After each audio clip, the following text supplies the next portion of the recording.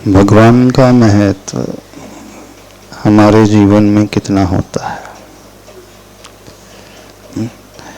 प्रभु की आवश्यकता गुरु को भी होती है।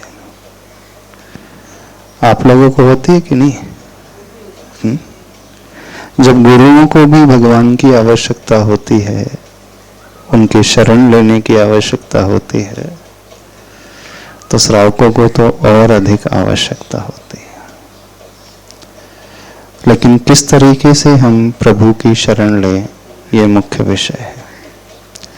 क्योंकि संसार में शरणभूत यदि कोई होते हैं तो मात्र 4 ही होते हैं।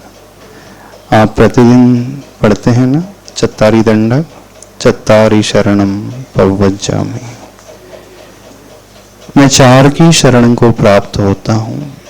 अरिहंतों की शरण को, सिद्धों की शरण को, साधुओं की शरण को, और केवली भगवान के द्वारा जो प्रणीत धर्म है, उस धर्म की शरण को मैं प्राप्त होता हूँ।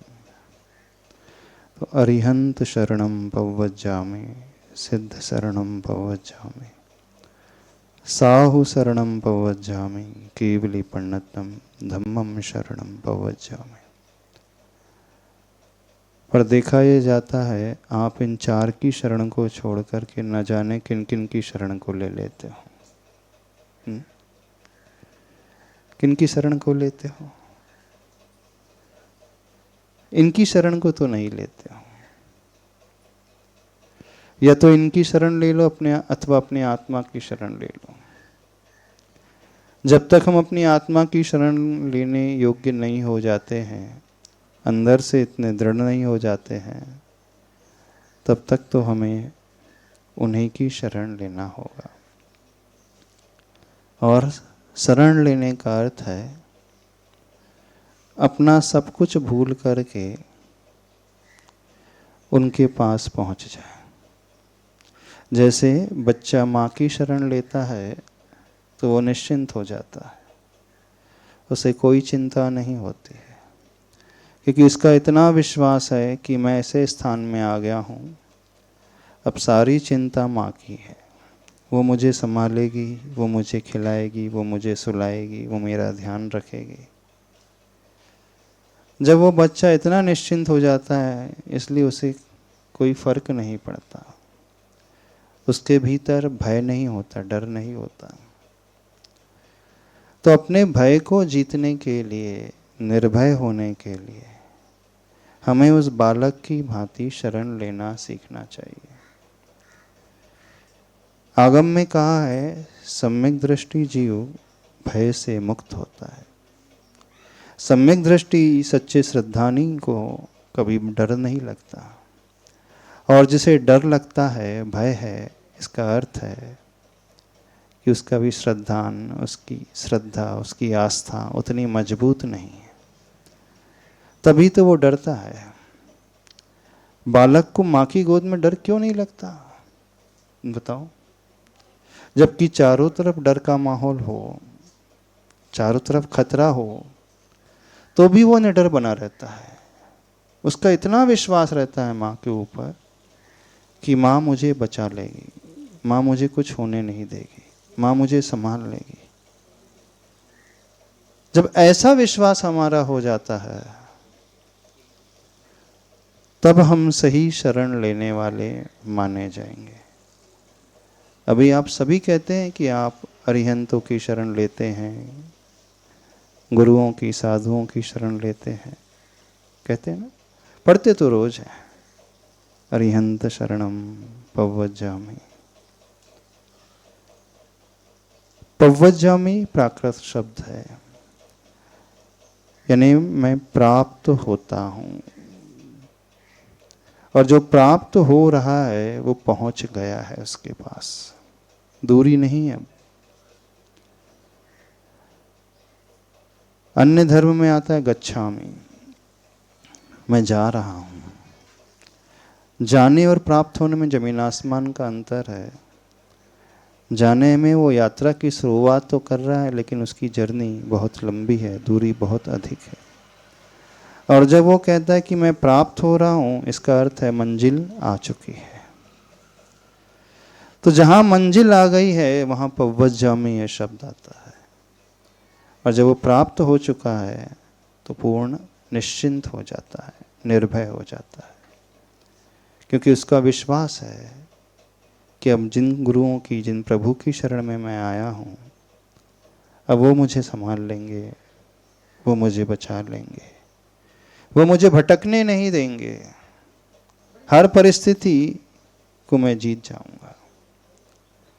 जब अंदर से इतना समर्पण व्यक्ति के हृदय में जागता है, तब वह सही शरण लेने वाला माना जाता है।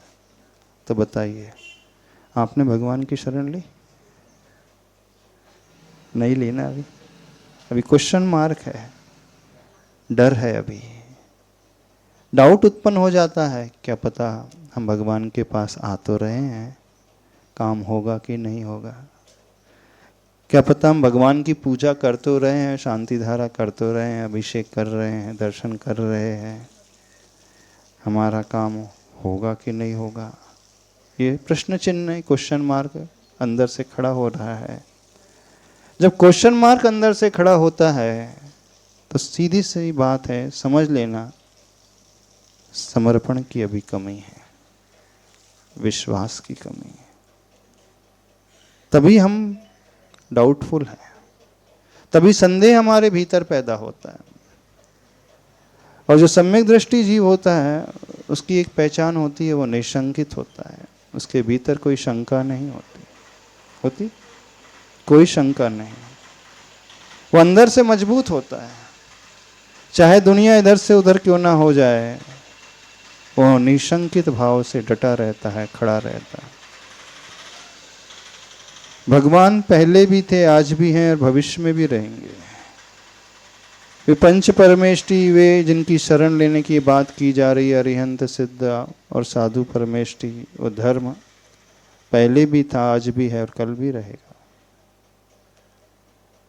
ऐसा नहीं कि उनका अभाव हो गया, लेकिन हम संदेह पैदा करना शुरू कर देते हैं, हमारे मन में कई तरह के विकल्प उत्पन्न होने लगते हैं। तो कमी उनके एंड से नहीं है, कमी हमारे एंड से है। क्या कमी है? कि अभी हमारी वो आस्था उतनी मजबूत नहीं है। तो धर्म की शुरुआत अथवा प्रभु की शुरुआत, पंच परमेष्टि की शुरुआत हमारे जीवन में हमारी उस आस्था से होती है, उस मजबूती से होती है, उस निशंकित भाव से होती है। तो सच्चा धर्म करने वाला होगा, सच्चा शरण कर लेने वाला होगा, उसे कभी डर नहीं लगेगा, कभी भयभीत नहीं होता। तत्व की दृष्टि की बात कर रहे हैं, वो कभी संदेहात्मक नहीं होगा। जब अंदर से ऐसा विश्वास जागृत हो जाता है तो वह व्यक्ति कभी हारता नहीं है, वो हमेशा जीवन में जीतने वाला होता है, आगे बढ़ने वाला होता है। तो जो कहा कि सम्यक दृष्टि निर्भय होता है एक धार्मिक पक्ष की अपेक्षा, अब वही धार्मिक पक्ष की अपेक्षा को यदि हम व्यवहारिक पक्ष में लेकर के आ जाए, अपने डे टू डे लाइफ में लेकर के आ जाए, तो उसका इतना बेनिफिट होगा कि वो सांसारिक क्षेत्र में कहीं पर भी क्यों ना खड़ा हो, वो विश्वास से भरा हुआ होगा, निडरता से हर परिस्थिति का सामना करने वाला हो जाएगा। जब हमारा विश्वास अंतरंग से इतना मजबूत हो जाता है तो सांसारिक क्षेत्र में, लौकिक क्षेत्र में भी हम आगे बढ़ जाते हैं, जीत जाते हैं, वहां भी हम हारेंगे नहीं। देखना अंतर क्या हो रहा है। ऐसा नहीं है कि जब धर्म की बात की जाती है, प्रभु की शरण लेने की बात की जाती है, तो वहाँ सिर्फ आत्मा के कल्याण की ही बात होती है, नहीं। यहाँ हमारा व्यवहारिक जीवन भी बहुत मजबूत बन जाता है, बहुत संतुलित हो जाता है।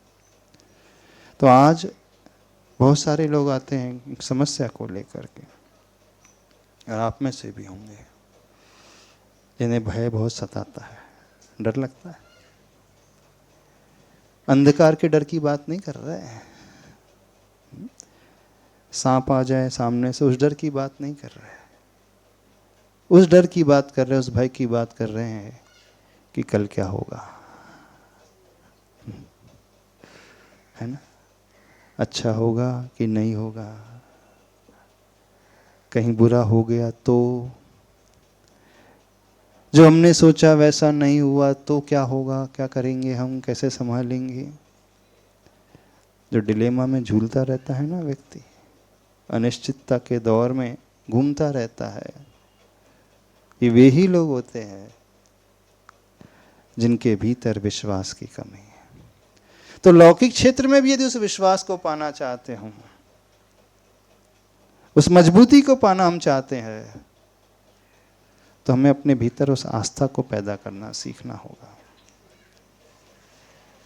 हम उसकी बात नहीं कर रहे हैं, उस आस्था का फल, उस सम्यक दर्शन का फल हमें अगले भाव में मिलेगा, हजारों लाखों वर्षों के पश्चात मिलेगा, वो तो मिलेगा, लेकिन उस आस्था का सच्चा फल इस वर्तमान की परिस्थिति में, वर्तमान के भाव में भी मिल जाता है कि ऐसा आस्थावान व्यक्ति, ऐसा श्रद्धावान जीव, मनुष्य दुनिया की किसी भी कॉम्प्लिकेशन को बड़ी अच्छे से टैकल कर सकता है।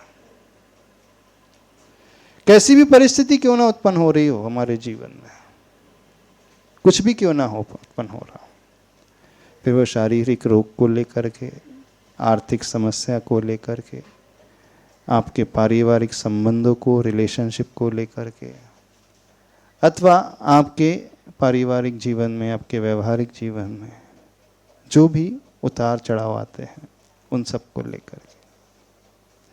और उतार चढ़ाव तो हर एक के जीवन में आते हैं, बड़े से बड़ा अमीर आदमी भी क्यों ना हो उसके जीवन में भी आते हैं, रादर उसके जीवन में ज़्यादा आते हैं, है ना। जो जितना बड़ा होता है उसके जीवन में उतनी ही ज़्यादा कठिनाइयाँ भी आती हैं, और जो एकदम छोटा होता है उसके जीवन में ज़्यादा नहीं आती है। इसलिए नहीं आती है क्योंकि उससे ज़्यादा एक्सपेक्टेशन होती ही नहीं होती। एक डेली वेजेस वाला जो लेबर होता है उससे ज़्यादा अपेक्षा नहीं होती है, बस उसकी इतनी अपेक्षा होती किसी तरह आज का काम हो जाना चाहिए, परिवार के लिए भोजन पाने की व्यवस्था हो जाना चाहिए, मैं इतना कमा लूँ कि आज घर चूल्हा जल जाए, आज हो जाए, बस फिर वो छोड़ देता है। लेकिन जो जितना अमीर, जितना बड़ा, जितना अच्छे स्टेटस वाला, हाई स्टैंडर्ड वाला रहता है ना, उसकी अपेक्षा उतनी ही बड़ी होती है ना, वो उतना ही उन प्रतिकूलताओं का सामना परिस्थिति की वजह से नहीं करता है, वो अपनी मानसिकता के कारण करता है। अपनी मेंटलिटी उसने ऐसी बना ली है, इसलिए उसे ऐसी प्रतिकूलताएं कदम कदम पर मिलती हैं। तो सारा खेल बाहर का नहीं है, सारा खेल हमारी इस मेंटलिटी का है, इस मानसिकता का है। तो इस मानसिकता को यदि हम बदल लें तो उन्हीं परिस्थितियों में रह करके हम बड़े अच्छे से भी रह सकते हैं, आनंद से जी सकते हैं। नहीं जी सकते? अब ये इतनी एक्सपेक्टेशन क्यों पैदा हो जाती है बताओ? तो जितना बड़ा आदमी होता है उसके मन में उतनी एक्सपेक्टेशन, उतनी अपेक्षाएं पैदा हो जाती हैं, फिर उतनी अपेक्षाएं पैदा हो जाती हैं तो उसकी पूर्ति के लिए वो दिन रात परिश्रम करते रहता है, भागते रहता है, सोच विचार करते रहता है, उलझा रहता है। अब जिसका विश्वास मजबूत होगा, अब समझना धर्म कैसे हमारे जीवन को, वर्तमान की लाइफ को व्यवस्थित बनाता है। अभी हम पुण्य पाप की बात बिल्कुल नहीं कर रहे हैं, उस आस्था का खेल वर्तमान की लाइफ में कैसे हमारे जीवन पर पड़ता है, उस श्रद्धा, उस विश्वास का असर, वो फेथ हमें कैसे वर्तमान की हर परिस्थिति का सामना करने की योग्यता हमारे भीतर पैदा कर देता है। तो जब हम आस्था किसी उस महापुरुष के प्रति, उन प्रभु के प्रति, पंच परमेष्टि के प्रति, अथवा अरिहंत सिद्ध साधु धर्म के प्रति करते हैं,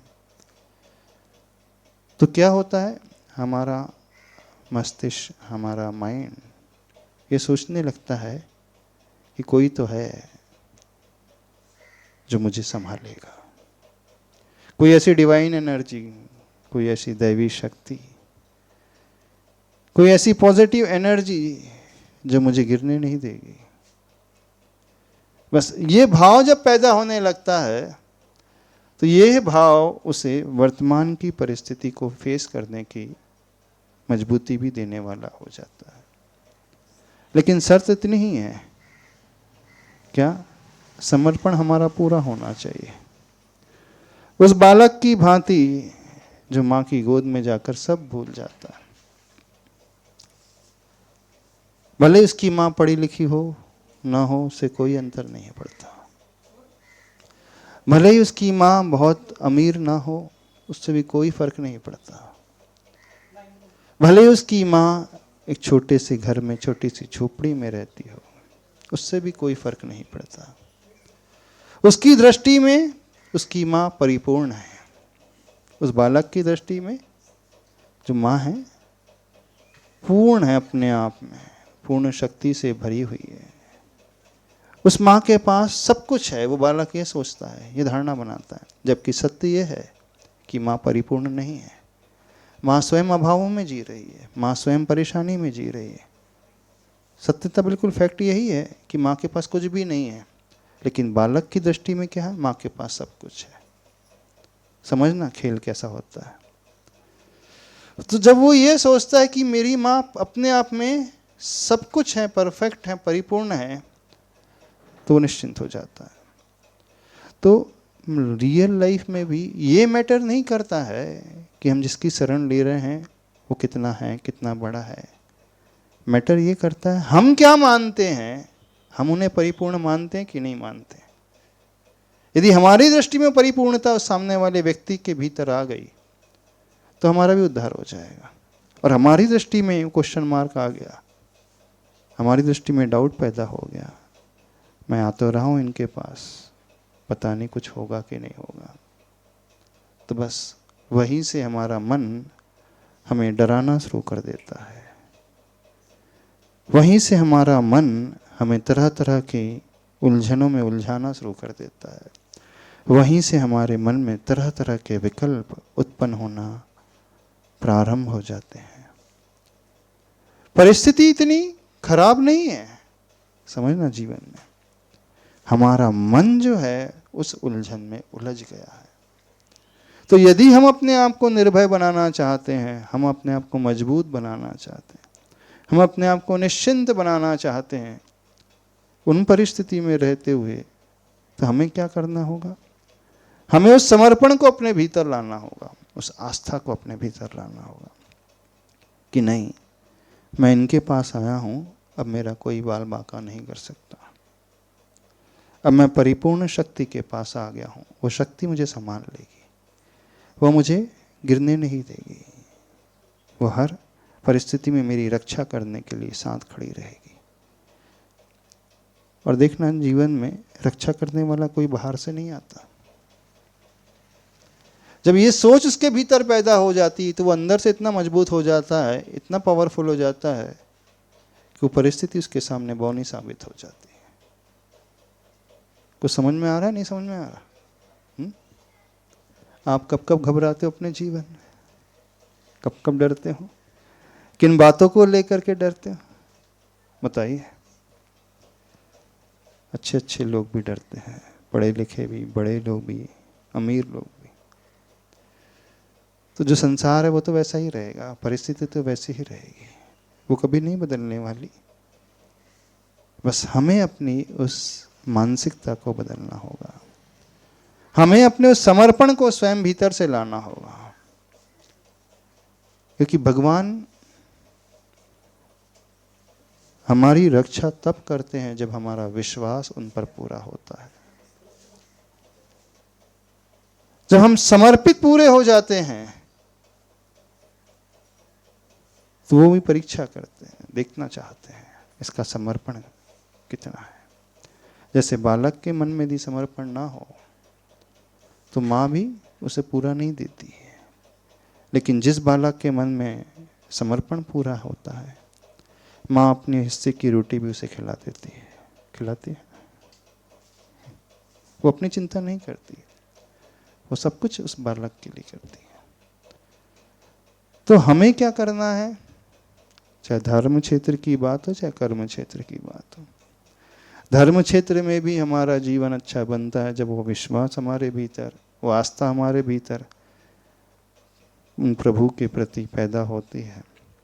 और कर्म क्षेत्र में भी हम मजबूत तब बनते हैं, निर्भयता हमारे भीतर, वो भय को जीतने की प्रवृत्ति हमारे भीतर तब पैदा होती है जब वह विश्वास, वो आस्था हम भीतर से पैदा करते हैं, वो समर्पण का भाव भीतर से पैदा करता है। तो जीवन को अच्छा बनाना चाहते हम तो बड़ा छोटा सा व्यवहारिक सूत्र है पर बड़े काम का है।